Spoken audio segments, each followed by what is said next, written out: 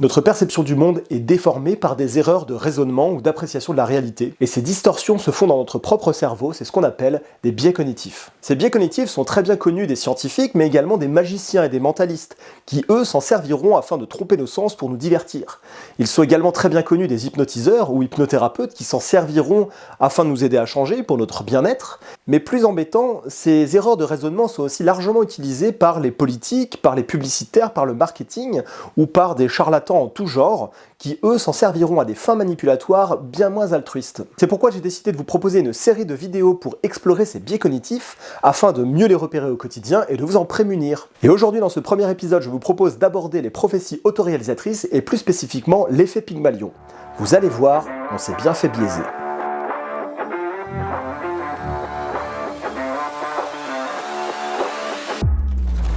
Dans les années 80, aux États-Unis, une chaîne de radio diffuse une information comme quoi une pénurie de carburant allait avoir lieu. La réaction ne se fait pas attendre et tout le monde se rue dans les stations-service afin de faire le plein de carburant et de faire le maximum de réserves possible. Et arriva ce qui avait été prédit. Les stations-service furent à sec et une pénurie de carburant toucha effectivement cette région des États-Unis. Sauf que, après analyse de l'approvisionnement en essence des stations-service, les chiffres montrent qu'elle n'a jamais diminué. Les stations-service ont été approvisionnées comme d'habitude.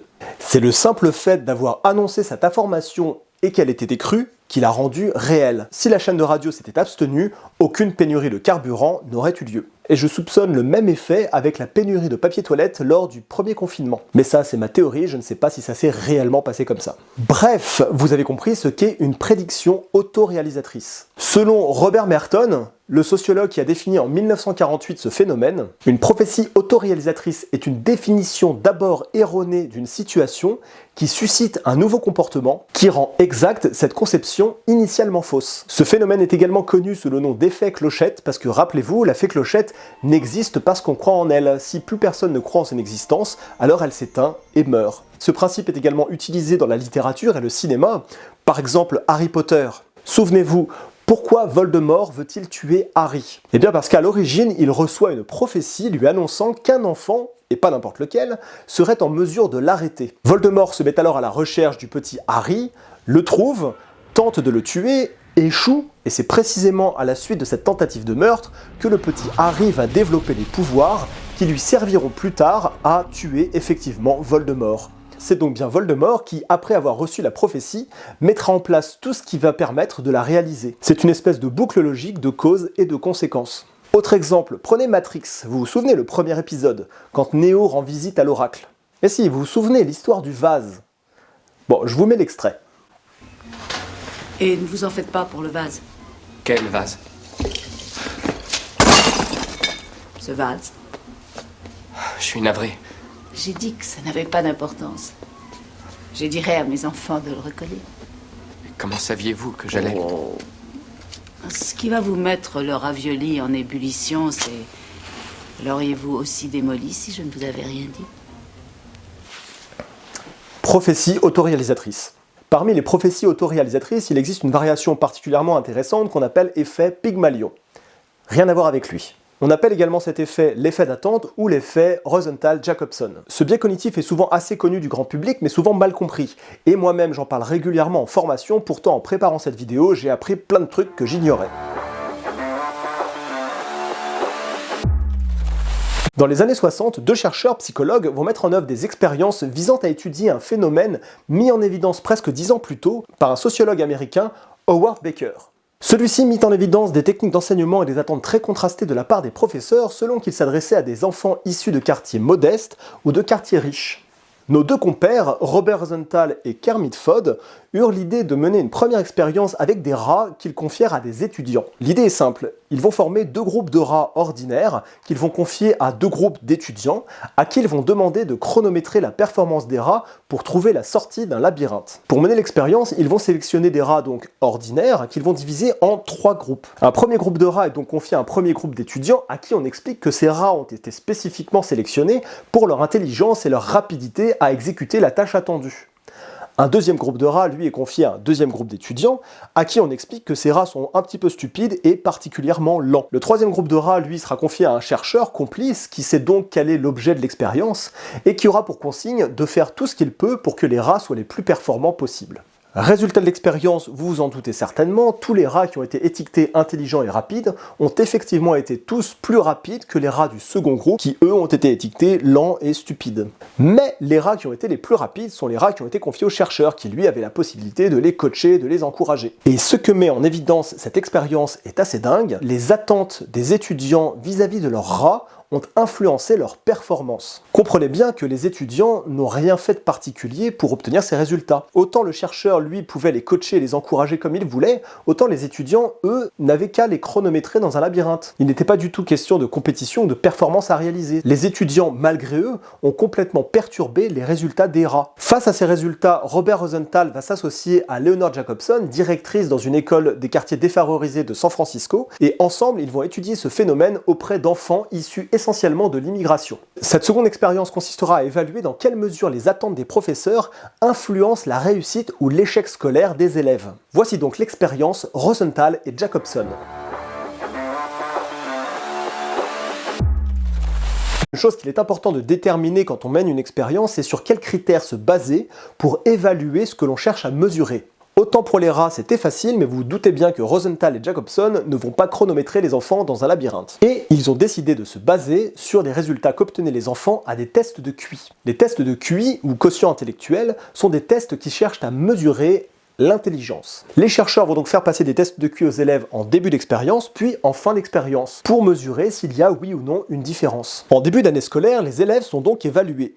Mais Robert Rosenthal, ce malin, va trafiquer les résultats et pour 20% des élèves de la classe, il va surévaluer leur score obtenu. Il va ensuite s'arranger pour que les enseignants prennent connaissance de ces résultats truqués. Les professeurs commencent donc l'année scolaire avec la croyance que 20% de leurs élèves ont obtenu d'excellents résultats au test de QI et les voient donc comme des élèves prometteurs. Ce qui est donc complètement faux. Les résultats ont été biaisés par Robert Rosenthal. L'année scolaire se déroule et à la fin de l'année, les chercheurs vont donc refaire passer des tests de QI aux élèves et, au miracle, la prophétie s'est réalisée. Les 20% des élèves qui ont été surévalués en début d'année se retrouvent en fin d'année scolaire avec des scores au test de QI de 5 à 25 points supérieurs à leurs résultats réels en début d'année. Pour le dire simplement, ces élèves sont devenus plus intelligents pendant cette année scolaire. Je sais bien que la notion d'intelligence est un gros débat et que savoir ce que mesurent réellement les tests de QI est une question tout aussi complexe. Cette étude fera l'objet d'un livre paru en 1968,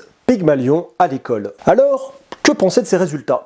Cette étude est parmi les expériences qui a suscité le plus de controverses dans les sciences humaines et sociales. L'effet Pygmalion est-il un phénomène magique qui déterminerait le parcours scolaire des élèves, leur réussite ou leur échec, et peut-être même leur future place dans la société ? Eh bien, c'est ce qu'ont cru un certain nombre de personnes à l'époque qui ont vu dans les résultats de ces expériences la solution aux inégalités scolaires et sociales. Si ce sont les attentes des enseignants qui déterminent la réussite ou l'échec des élèves, il suffit donc d'apprendre aux profs à développer des attentes élevées vis-à-vis des élèves pour tirer tout le monde vers le haut. Mais cette étude a vu naître un autre type de réaction, celle des sceptiques, qui après avoir pointé les faiblesses méthodologiques de l'expérience, pas assez d'élèves pour que les résultats soient représentatifs de l'ensemble de la population, manque de fiabilité des tests de QI, et le fait que Rosenthal et Jacobson aient provoqué les attentes de ces professeurs et n'ont pas étudié ce phénomène dans un environnement naturel sans leur intervention. Et ces sceptiques ont vu leurs doutes confirmés par les résultats fluctuants des études ultérieures qui ont cherché à répliquer l'étude initiale de Robert Rosenthal. Mais comme toujours dans la recherche, les conclusions sont souvent plus nuancées et complexes que ça. Les méta-analyses qui ont été publiées plus tard montrent que l'effet Pygmalion existe bel et bien, mais dans des conditions particulières et que celui-ci varie en intensité selon différents paramètres. Et donc en conclusion, voici la recette pour créer un effet Pygmalion. Tout d'abord, pour que ce phénomène existe, il faut qu'une série d'événements soit mise en œuvre. À l'origine, il faut qu'un enseignant développe des attentes spécifiques vis-à-vis d'un ou plusieurs élèves. C'est ce qui s'est passé pour les rats. Les étudiants ont développé des attentes dites élevées pour les rats étiquetés intelligents et des attentes faibles pour les rats étiquetés stupides. Mais pour que cela fonctionne, il faut que ces attentes soient construites sur une évaluation imprécise de l'élève. Par exemple, si un enfant a été catégorisé par un enseignant sans une observation fine de qui il est, de son identité et de ses réelles compétences. Dans un second temps, il faut que ces attentes développent une différence de traitement des élèves de la part de l'enseignant. Une relation plus ou moins chaleureuse, une différence de quantité et de nature des retours que font les profs à leurs élèves, le temps qui leur est accordé, et enfin la sollicitation des élèves et la difficulté des tâches qui leur sont demandées. Les enfants jugés prometteurs pouvant être plus sollicités, bénéficier d'une attention plus importante et chaleureuse, et recevoir de la part de leurs professeurs des retours plus fréquents et des exercices plus stimulants. Mais ce n'est pas tout. Pour qu'il y ait effet Pygmalion, il faut que les enfants aient conscience de cette différence de traitement. Ce n'est donc pas, comme je le pensais, un mécanisme invisible, un processus inconscient. L'enfant, lui, doit prendre conscience de cette distinction. Ce qui exercera une influence dans un sens comme dans l'autre sur la motivation de l'élève et sa confiance personnelle, ou plus largement sur sa perception de lui-même. Cette prise de conscience engendrera finalement une modification de son comportement, persévérance, capacité de concentration ou de collaboration avec le groupe, et impactera également ses résultats objectifs, comme les tests de QI. Cette dernière étape aura pour effet d'influencer en retour l'appréciation du prof, ce qui engendrera une boucle de rétroaction positive. Une boucle de rétroaction positive en cybernétique, ça ne veut pas dire que c'est chouette, ça veut dire que le processus se renforce de lui-même. Et donc, s'il manque un maillon à cette chaîne d'événements, pas d'effet Pygmalion. Enfin, on peut déterminer différents paramètres, la personnalité des élèves, celle des professeurs ou le contexte, qui auront pour effet d'amplifier ce phénomène. Quels sont les élèves particulièrement sensibles aux attentes de leurs professeurs ? Pour faire simple, c'est quelque chose d'assez évident, il s'agit des élèves les plus stigmatisés, des élèves qui d'emblée ou avec le temps bénéficieront d'une évaluation imprécise de qui ils sont. Stigmatisés soit par leur appartenance à un groupe démographique particulier, leur origine socio-économique ou ethnique, et ces facteurs, rassurez-vous, sont les moins importants, mais le paramètre le plus sensible semble être les antécédents scolaires de l'élève. Par exemple, si celui-ci a été catégorisé cancre. Et finalement, quand on y pense, c'est quelque chose d'assez intuitif. Le fait qu'un enfant ait régulièrement reçu des mauvaises notes à ses examens, qu'il ait eu des appréciations de ses anciens professeurs plutôt négatives sur son bulletin scolaire, va avoir tendance à influencer la perception qu'on s'en fait. Et bien sûr, si l'enfant voit au travers des yeux et du comportement de son professeur qu'il le met encore une fois dans la même case, celui-ci aura tendance à se comporter comme tel. Et le processus inverse est tout aussi puissant. Un enfant qui a l'habitude d'être considéré comme un mauvais élève, s'il rencontre un professeur qui va chercher à mettre en évidence ses qualités personnelles et puis ses domaines de compétences, alors cet élève va être particulièrement sensible aux attentes élevées de cet enseignant. Et on a vu des enfants retrouver le goût à l'école, de la motivation du simple fait qu'ils ont été considérés différemment de d'habitude. On peut également définir des profils d'enseignants particulièrement susceptibles de générer cet effet Pygmalion. Là encore, pour faire simple, il s'agit de profs autoritaires, dogmatiques et particulièrement sensibles aux préjugés. Sortez vos cahiers de géographie et je vous préviens que le premier que j'attrape en train de chuchoter, papoter, bavarder ou quoi que ce soit, je le fous à la porte avec un rapport de chez monsieur. Ce type d'enseignant aura des difficultés à se faire une représentation précise de ses élèves et aura tendance à développer des attentes rigides et stables dans le temps vis-à-vis de ces derniers. Il s'agit également d'enseignants qui considèrent l'intelligence comme une donnée stable.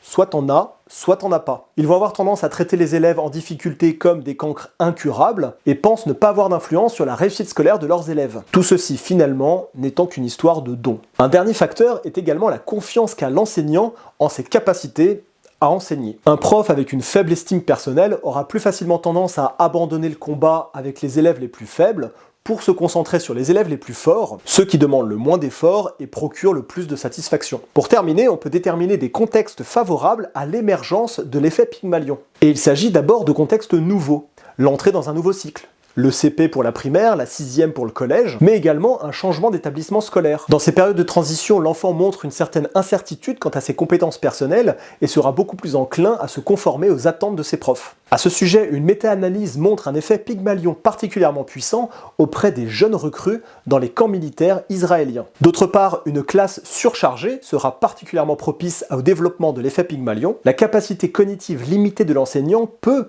quand les effectifs sont trop importants, davantage l'inciter à former une impression rapide et stable de ses élèves afin de mieux prédire leur comportement. Il utilisera plus volontiers des raccourcis cognitifs comme les stéréotypes pour catégoriser ses élèves, ce qui en retour augmentera la probabilité d'attente imprécise et donc de prophéties autoréalisatrices. Donc, même s'il est exagéré de dire que l'effet Pygmalion détermine la réussite ou l'échec scolaire des élèves, il existe bel et bien et a une influence sur leur parcours. Ensuite, nous avons vu qu'il fallait respecter un certain nombre d'ingrédients pour que ce phénomène ait lieu et qu'il pouvait varier selon différents critères précis. Voilà, vous savez maintenant beaucoup de choses sur l'effet Pygmalion et sur ce qu'il implique. J'espère que cette vidéo vous a plu, qu'elle vous aura appris des choses.